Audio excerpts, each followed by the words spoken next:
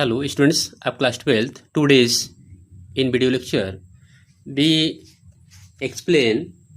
describe ESGP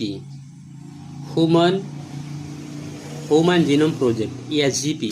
तो आज हम ESGP ह्यूमन जीनोम प्रोजेक्ट को हम कब ये लॉन्च हुआ और इसको कैसे हम ऑब्टेन करेंगे, इसका क्या जो है एप्लीकेशंस इंपॉर्टेंस है, तो इस ESGP को हम एक्सप्लेन करेंगे। एक एक पॉइंट को स्टूडेंट्स बहुत केयरफुल इसको आप देखिएगा, क्योंकि इसमें हर लाइन्स में आपको कुछ न कुछ क्वेश्चंस, ऑब्जेक्टिव क्वेश्चंस या 1 मार्क क्वेश्चंस ऑब्टेन होंगे।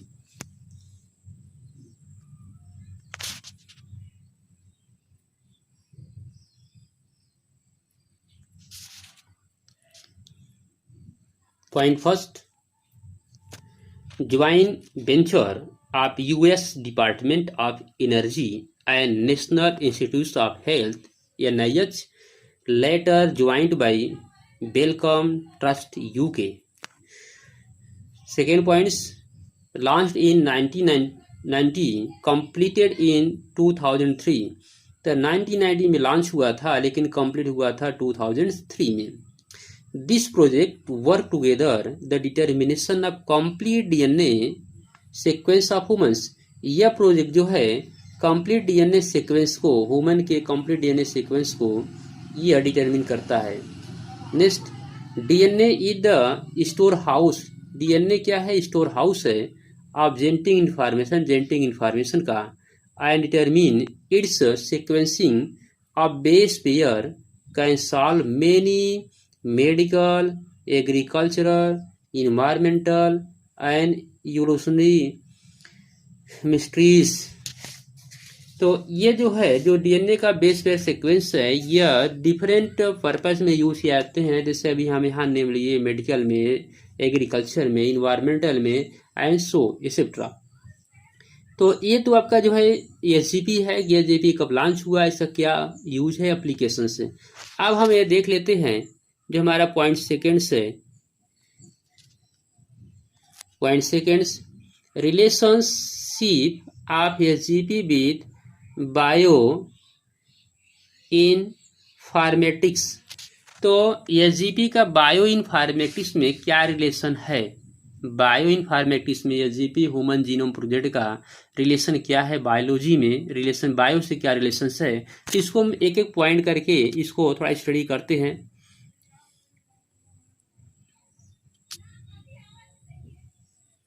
पॉइंट फर्स्ट क्या है? Human genomes, ESG human genome to the totally of genes that are present in a humans contain 3 into 10 power 9 base pair, 3 into 10 power 9 base pair. ठीक, ये total humans का genome होता है जो यह कंटेन करता है, प्रेजेंट होता है ह्यूमंस में। तो स्टूडेंट्स ये पॉइंट आप ऑलरेडी याद रखिएगा, 3 into 10 power 9। सेकेंड क्या है? Cost of sequencing 1 base pair equal to US3, ये डॉलर दिया गया है। तो cost of sequencing 3 into 10 power 9, तो 3 into 10 power 9 का जो कास्ट है ये देख रहे हैं US डॉलर कितना है? $9 बिलियन। ठीक, इसका एक कास्ट है ह्यूमन जीनोम का। नेक्स्ट क्या है? Enormous sequencing data so generate would have require 330 books. तो स्टूडेंट्स अब देखिए, जो डाटा है, अगर डाटा हम जो है कि जनरेट करें और डाटा को राइट करें, तो कितनी बुक की आवश्यकता पड़ेगी ह्यूमन जीनोम के लिए? 330 बुक्स, इतने जीनोम की आवश्यकता पड़ेगी। और कंटेनिंग 1000 पेजेज ईच, और प्रत्येक बुक में पेज कितना होना चाहिए? 1000 just for a human genome. Human genome के डाटा को स्टोर अगर किया जाए, पूरा राइट किया जाए, तो इसका जो है नंबर ऑफ बुक्स जो है 330 बुक लगे, और पर बुक में 1000 पेज हो। अब बताइए यह जो है डाटा इतना स्टोर करना पॉसिबल नहीं है। चलिए नेक्स्ट पॉइंट हम आ जाते हैं।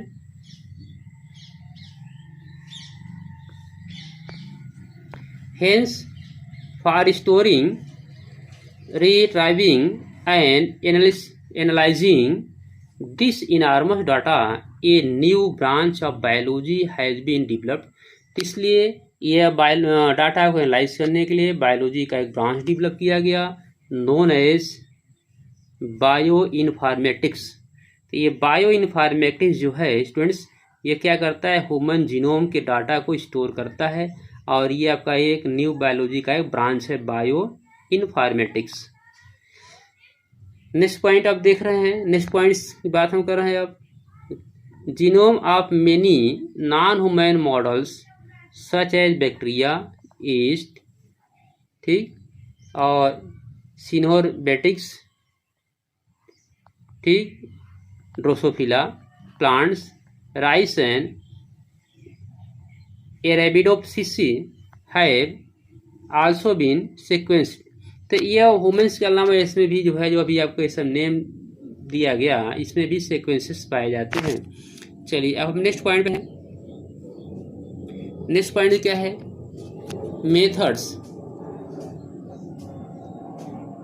Method to identify jeans. अब जीन्स को आइडेंटिफाई करने का मेथड्स क्या है, जीन हम कैसे आइडेंटिफाई करेंगे, इसके मेथड्स को हम देख लेते हैं।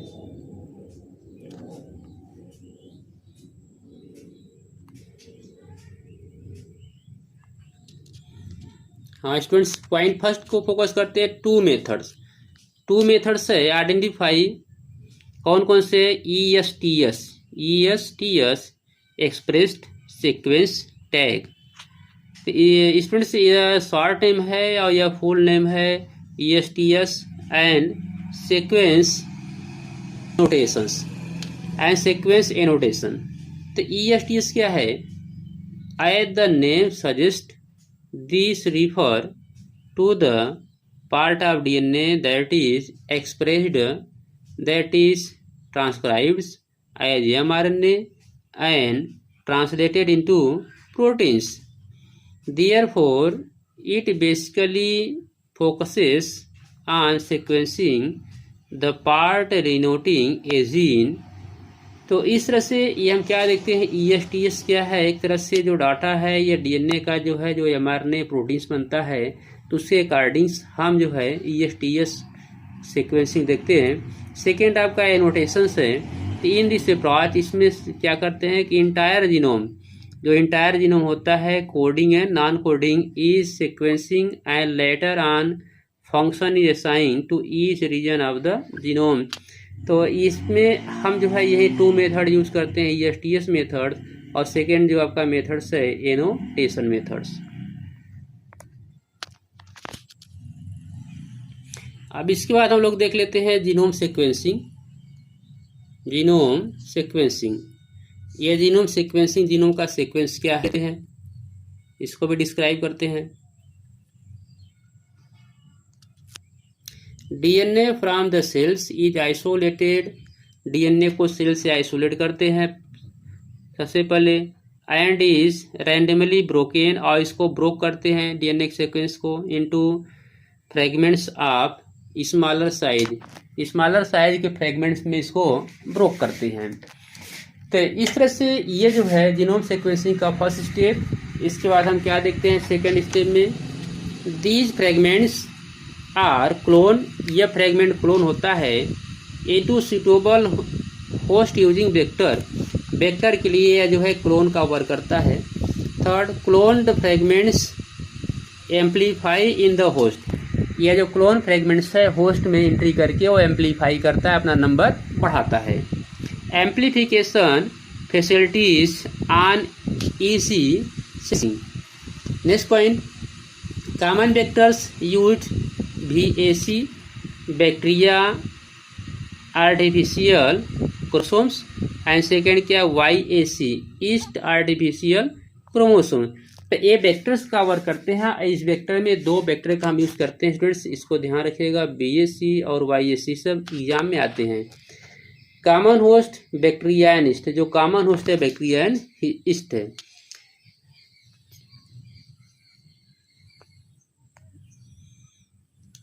Automated sequences are used to sequence these smaller fragments. Second next points, The sequences so obtained are arranged basis on overlap regions within them. Next point, alignments of the sequences is also done automatically by computer programs. तो ये जो एलिगमेंट्स मिलेगा, sequence के branch मिलते हैं, इसको computer से जो है इसको क्या कहते हैं, ऑटोमेटिकली इस सीक्वेंस को ऑप्टेन करते हैं. Then these sequences are annotated and assign to each chromosomes. Clear. इस तरह से ऑप्टेन किया जाता है. और नेक्स्ट हम यह देख रहे हैं preparation of genome and physical map on genome. अब ये जीनोम कैसे हम प्रिपरेशन करेंगे, तो preparations of genome and physical map on genome. चलिए इस मेथड को भी हम लोग थोड़ा देख लेते हैं.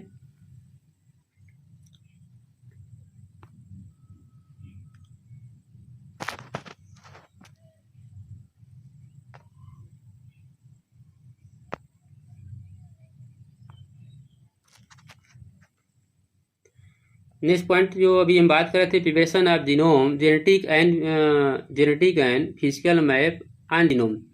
तो preparation of genetic and physical map on genome, genome पर हम जेनेटिक फिजिकल मैप का प्रिपरेशन करेंगे.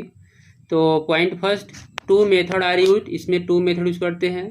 फर्स्ट क्या है, रिस्ट्रिक्शन पॉलीमॉर्फिज्म एंड माइक्रोसेटेलाइजर्स. और सेकेंड क्या है, restriction polymorphism spliced enzymes called restriction endonucleases. Restriction endonucleases are used to cut the genomes to specialized site called restriction endonucleases, recognize site and map of preparation based on its. तो students ये जो आप देख रहे हैं, जो अभी यहाँ दिया गया रिस्ट्रिक्शन पॉलीमॉर्फिज्म, तो इसमें क्या करते हैं कि रिस्ट्रिक्शन पॉलीमॉर्फिज्म में रिस्ट्रिक्शन एंजाइम का यूज करते हैं. और रिस्ट्रिक्शन इंडोन्यूक्लियर एंजाइम है. तो यह रिस्ट्रिक्शन इंडोन्यूक्लियर एंजाइम क्या करता है कि जीन को यह जो है स्पेसिफिक साइट से कट करता है. तो एक तरह से हम ये देखें कि जो रिस्ट्रिक्शन इंडोन्यूक्लियेज है, यह सीजर काम करता है. यह जो है जीन को, जीनोम को डिफरेंट स्पेसिफिक पार्ट में कट करता है. ठीक. और कट करने के बाद उसको रिकॉग्नाइज करता है कि किस टाइप का जो है जीनोम प्रिपेयर्ड है. नेक्स्ट क्या है, microsatellites. These are repetitive DNA sequence. यह जो है डीएनए का रिपीटेटिव सीक्वेंस होते हैं. चलिए नेक्स्ट पॉइंट में हम आते हैं, ऑब्जर्वेशन फ्रॉम एसजीपी. तो ह्यूमन जीनोम कंटेंस, जैसे भी बताया गया, 3 × 10⁹ क्लियर्स न्यूक्लियोटाइड बेसेस. कितने बेस होते हैं? And average gene consist of 3000 bases. However, the size of genes varies. Largest gene आप जो देख रहे हैं डिस्ट्रोफिन 2.4.